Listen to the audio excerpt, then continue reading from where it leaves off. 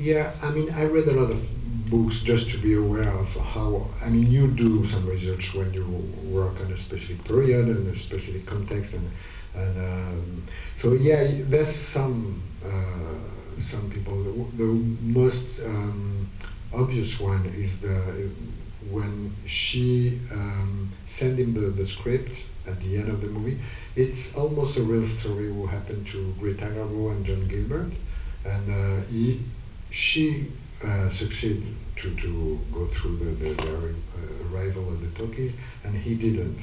And they were lovers, and she imposed him on the movie, and he did the movie actually. So that's not exactly the same story, but after he did it, he didn't.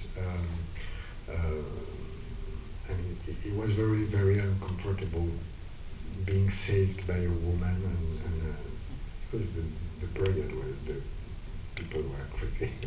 I mean, guys were so stupid, and so it didn't work after that. And but there's a lot of Douglas Fairbanks. I mean, the character is a kind of Douglas Fairbanks at the beginning, and he finished like Fred Astaire more or less. And the last location, I mean, the last set with the black ground, the ceiling with the stars and everything, it's almost like there's a tap dancing number with Fred Astaire and Ginger Rogers. Is that Broadway Melody 1940, or which is a little later? That's Eleanor Powell. It's in the 40s, I guess, and it's or 30s maybe, and it's Begin the Begin.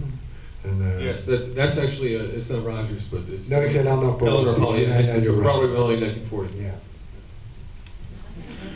He'll answer the next question. That's the only thing I know that he doesn't know.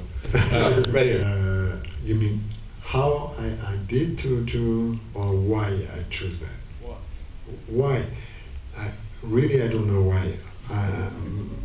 My brother and I, we went to cinema, so theaters a lot of, many times when we were kids. And my brother wanted to be an actor, and he's an actor. And I don't know why, I always want to be a director. And I don't know, I think you've got the power when you're the director. And I mean, I don't know, I guess we wanted to make movies, and yeah, he was the actor, and I have no interest in acting, and directing was yeah, the thing I wanted to do. And actually that's right, you have the power. And I mean, in this one, when there's the car bang at the end of the movie, actually the character is dead for real, because I mean, we think he's dead, and you have the power to bring him back to life, and so that's a nice power to have. You should try. So it was just a psychodramatic need to control your brother. That's what. That's what? You needed to control your brother. That's why. Yeah, and all people of his group. Right here. Wonderful film. Thank you. Hugo, Martin Scorsese's next movie, is an homage to the silent film era. Is this going to be a trend? So, just for people who don't know, this film was open in I think 10 days or 2 weeks. Martin Scorsese's new film Hugo, which is an adaptation of a book about, and it involves, among other things, Georges Méliès's silent films. And is this a trend suddenly?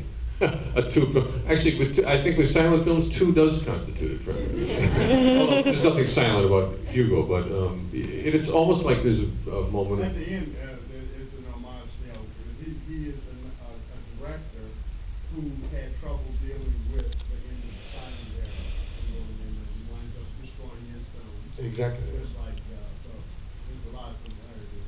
So are we reclaiming a bit of our movie past that we've maybe skipped a little generation or two? No, I really don't know. How could I say? I don't think I do another one soon. I mean, I loved it, but I don't want to be the silent guy. I want to do normal movies, and so I don't know. I took a lot of pleasure, and I learned a lot, and I really appreciate to work on it. But actually, it was a fantasy for a long time. I mean, it was a dream, and In that movie? No, any of the old directors, did they influence you? Yeah, a lot, yeah. And the visual one, I mean, I love visual directors. Not too much talking, like in the French cinema, we're really used to talk a lot.